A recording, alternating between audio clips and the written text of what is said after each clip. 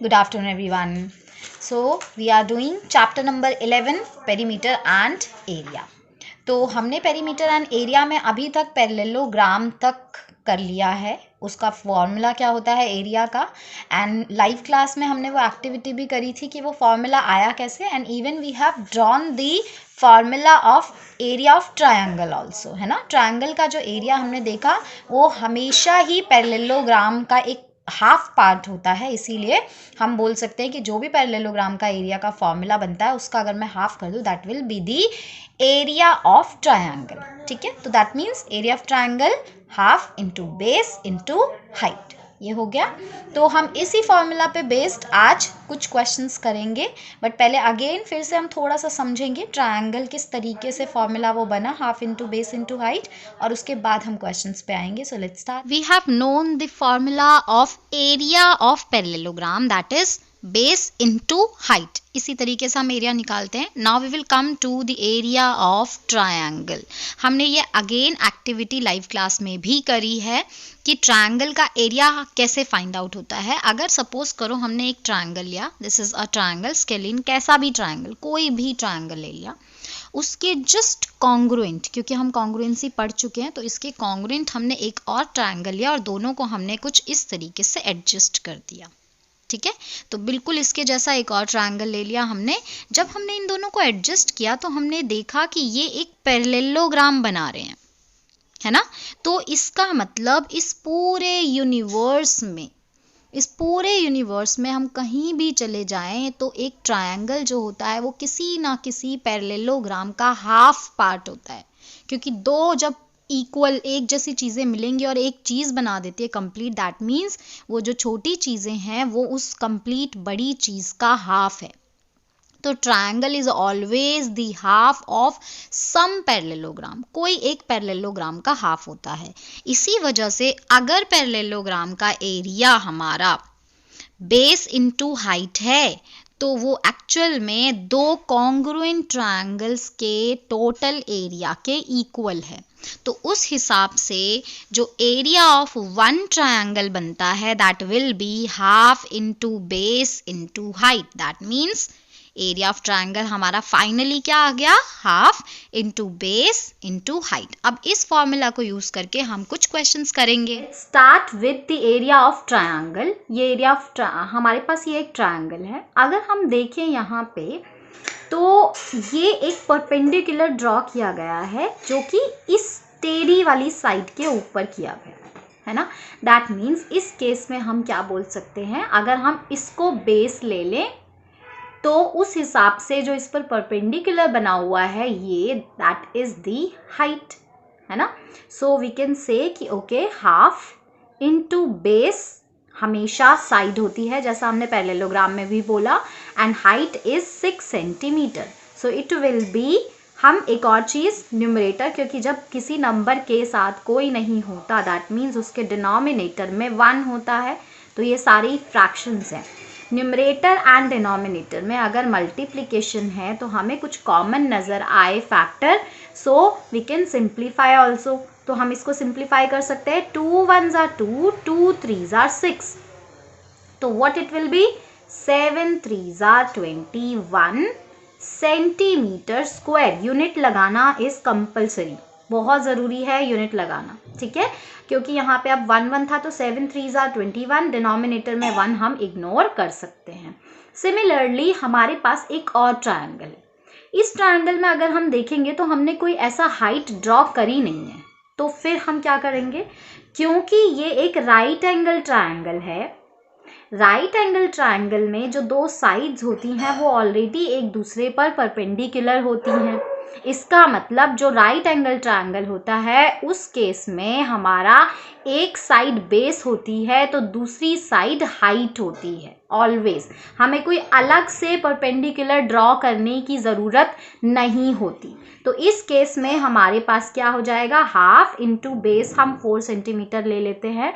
Again वैसे ऐसा ज़रूरी नहीं है, क्योंकि अगर मैं इसकी अलाइनमेंट को थोड़ा सा चेंज कर दूं, सपोज करो मैं इस शीट ऑफ पेपर को घुमा दूं, तो उस केस में ऐसे केस में मुझे क्या नजर आ रहा है, ये बेस नजर आ रहा है और ये हाइट नजर आ रही है।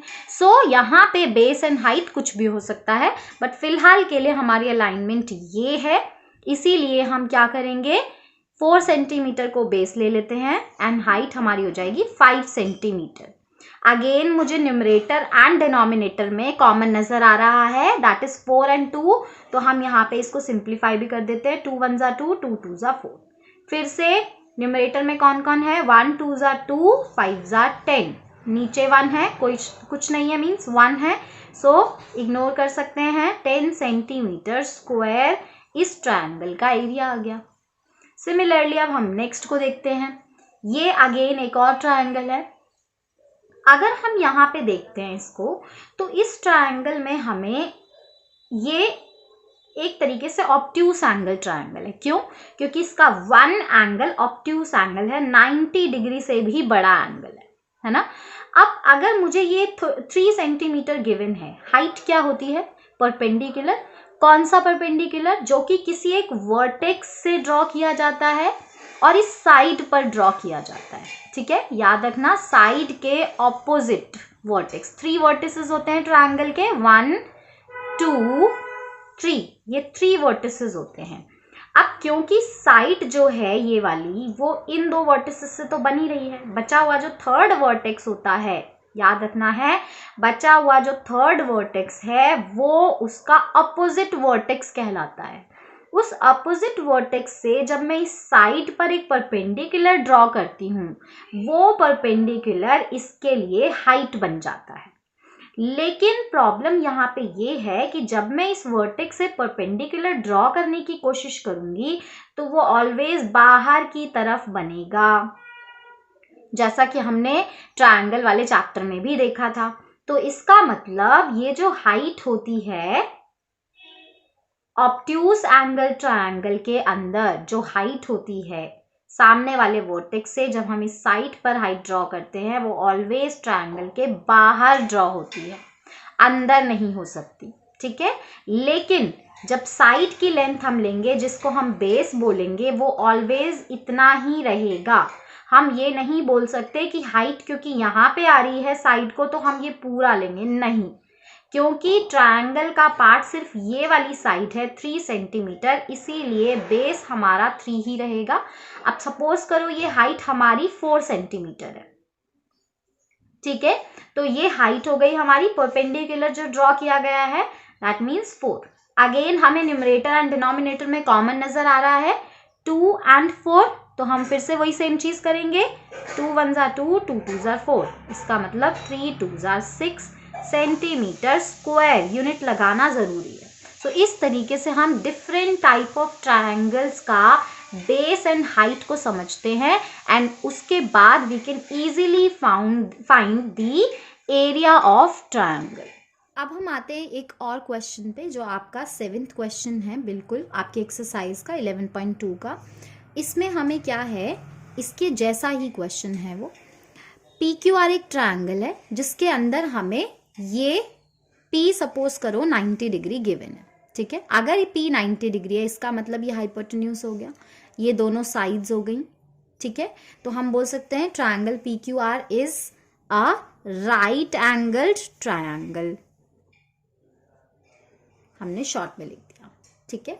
अब इसके बाद क्या होगा, PQR अगर एक राइट एंगल ट्रायंगल है तो इस हिसाब से, जैसा हमने अभी अभी बोला कि राइट एंगल ट्रायंगल में हम एक साइड को बेस ले सकते हैं और दूसरी साइड को हाइट मान सकते हैं, तो इजीली हमारा बेस एंड हाइट को लेकर एरिया भी निकल सकता है।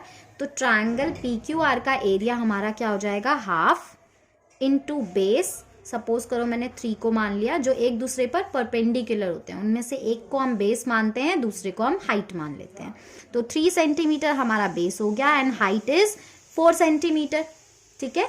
तो अगेन न्यूमरेटर डिनोमिनेटर में कुछ कॉमन नजर आ रहा है और फिर हम इसको सिंप्लीफाई कर देंगे, 6 सेंटीमीटर स्क्वायर ट्रायंगल PQR का एरिया आ गया। अब इसके बाद हमें क्या बोला गया है कि हमें क्यू आर अगर 5 सेंटीमीटर है, दैट मीन्स हाइपोटेन्यूज भी गिवन है 5 सेंटीमीटर, तो इस हाइपोटेन्यूज पर जो परपेंडिकुलर ड्रॉ किया गया है ये पी एस, इसकी लेंथ कितनी होगी वो कैसे फाइंड आउट करेंगे हम?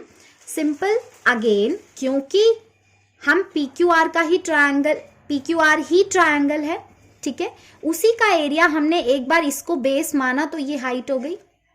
अब सेकंड केस में इसी ट्रायंगल का एरिया हम इसको बेस मानकर भी कर सकते हैं, तो हम बोल सकते हैं कि अगर हमारे पास क्यू आर बेस है तो उसके हिसाब से हाइट कौन सी बननी चाहिए? पी एस बननी चाहिए। सो we can say that if base is equals to Q R तो height is equals to P S हो जाएगी। तो इस केस में हम एरिया कैसे फाइंड आउट करेंगे? Half into base Q R हो गया, और क्यू आर की वैल्यू हमें गिवन है 5 सेंटीमीटर, सो हम यहां पे रख देंगे 5। हाइट पी एस जो कि हमें गिवन नहीं है, हमें ये फाइंड आउट करनी है, ठीक है। तो अब एरिया, क्योंकि अभी अभी हमने फाइंड आउट किया 6 सेंटीमीटर स्क्वायर, ऑल्दो हमने दूसरे तरीके से फाइंड आउट किया लेकिन है तो सेम ट्रायंगल का एरिया, सो वैल्यू तो सेम ही होनी चाहिए एरिया की। सो अगर ये 6 सेंटीमीटर स्क्वायर आया है तो it should also be 6 centimetre square. अब जैसे हम सिंपल इक्वेशन सॉल्व करते थे बिल्कुल वैसे ही सॉल्व करेंगे। ये जो 2 है वो डिनोमिनेटर में है, ट्रांसपोज हो जाएगा, मल्टीप्लाई हो जाएगा। 5 यहाँ पे मल्टीप्लाई हो रहा था, ट्रांसपोज होगा लेफ्ट साइड पे तो डिवाइड हो जाएगा, ठीक है। तो हम इसको यहाँ पे लिख सकते हैं 6 के साथ 2 मल्टीप्लाई हो गया और 5 मल्टीप्लाई था तो लेफ्ट साइड पे ट्रांसपोज होके डिवाइड हो जाएगा। अब क्योंकि फिलहाल तो हमें न्यूमरेटर डिनोमिनेटर में कुछ कॉमन नजर नहीं आ रहा है तो हम डायरेक्टली लिख देंगे 6 2 12 अपॉन 5। दैट मीन्स इसको हम मिक्स फ्रैक्शन में भी कन्वर्ट कर सकते हैं। 5 2 10, 2/5 सेंटीमीटर, ये पी एस की वैल्यू आ गई। इस तरीके से हम फाइंड आउट कर सकते हैं एक ही ट्रायंगल के एरिया को 2 टाइप्स से। अब इसी बेसिस पे आप क्वेश्चन नंबर 7 तो करोगे ही करोगे एंड क्वेश्चन नंबर 8 भी करोगे।